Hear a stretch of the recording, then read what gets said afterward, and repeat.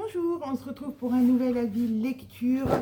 Alors, quand vous verrez cette vidéo, peut-être que sûrement que les fêtes de Noël seront passées, mais je continue avec mes livres de Noël et je vais vous présenter un livre de Clarisse Sabart, autrice dont j'ai beaucoup entendu parler pour les romans de Noël, et j'ai donc craqué sur La vie est belle et drôle à la fois, premier tome d'une série qui va se passer à chaque fois à Valno, au cœur des Alpes de Haute-Provence. Et donc c'est le premier, donc c'est cool parce que j'en aurai plein d'autres à lire, parce que j'ai vraiment aimé ce roman, plein d'humour, mais aussi d'histoires profondes, de secrets de famille, sur un fond de secrets de famille. On va suivre Léna. Léna qui aime pas Noël, puisque pour elle c'est une période très angoissante, très stressante, suite à un événement qui s'est passé dans son enfance. Et cet événement voilà, est entouré de mystères et de non-dits.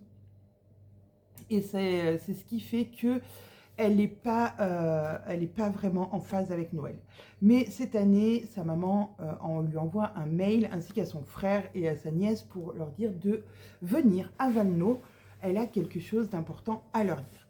Donc elle va effectivement se déplacer à Valno et aller rencontrer sa maman. Enfin, aller passer les fêtes avec sa maman. En plus, sa grand-mère, la mère de son père, habite dans ce village aussi. Donc voilà, tout est réuni pour la faire craquer et aller passer les fêtes à Valno. Mais quand ils arrivent sur les lieux, la maman n'est pas là. La maman de Léna n'est pas là, est partie, et elle leur a laissé un simple mot en leur disant qu'elle était partie vivre son rêve. Et donc on va plonger un peu dans cette histoire de secret de famille, de comment Léna vit cette période de fête. On va découvrir petit à petit qu'est-ce qui s'est passé, pourquoi elle déteste tant Noël. Et puis, elle va aussi renouer avec des personnes qu'elle connaît, puisqu'elle a vécu longtemps dans ce village. Donc, tout le monde la connaît. Tout le monde est heureux de la retrouver, de la revoir. Et elle va retisser des liens comme ça, petit à petit, avec les gens du village. Et voilà, il y a aussi une petite histoire d'amour là-dessous. J'ai vraiment j'ai aimé, puisque le ton est léger, on rigole, il y a beaucoup d'humour, et ça j'aime beaucoup. Vous commencez à me connaître, si vous me connaissez, vous le savez, il y a beaucoup d'humour, donc c'est frais, mais il y a quand même un sujet profond derrière, il y a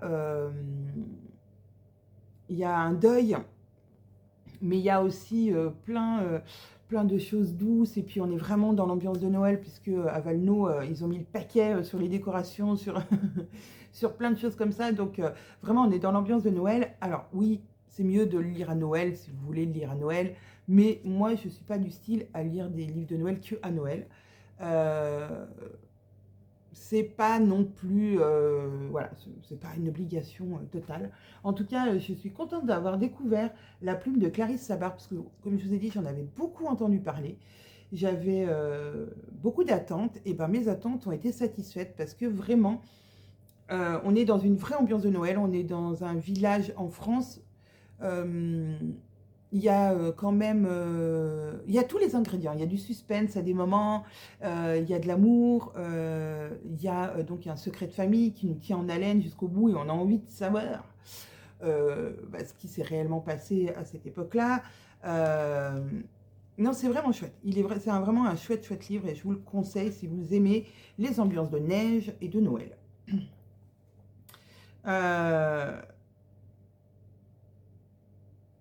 Alors, je vais vous lire une petite citation. Il y a... Alors, le problème, c'est que je mets des signets, mais je ne sais pas... Enfin, je sais où ça commence, mais je ne sais pas où j'ai fini. Voilà. Peut-être qu'un jour, je me mettrai à fluoter. Peut-être. Il y a quelque chose de lénifiant à revenir sur les lieux qui nous ont vus grandir. L'enfance est envahie depuis des lurettes, mais les souvenirs persistent presque tangibles. Les virées à vélo entre amis, les rodoudous qu'on achetait à la boulangerie pour les dévorer à la sortie de l'école. Ah oui, je continue parce que ça allait plus loin.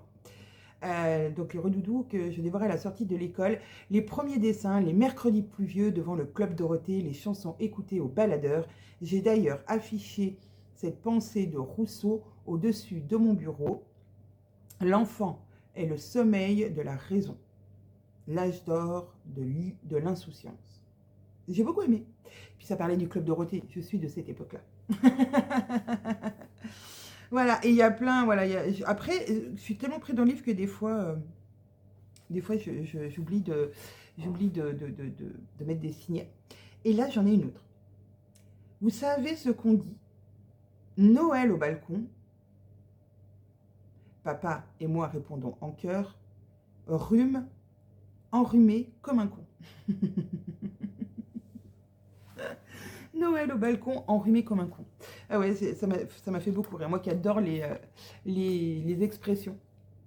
Donc voilà, franchement, je vous le conseille. C'est un livre super chouette à lire pendant les périodes de fête, mais pas que.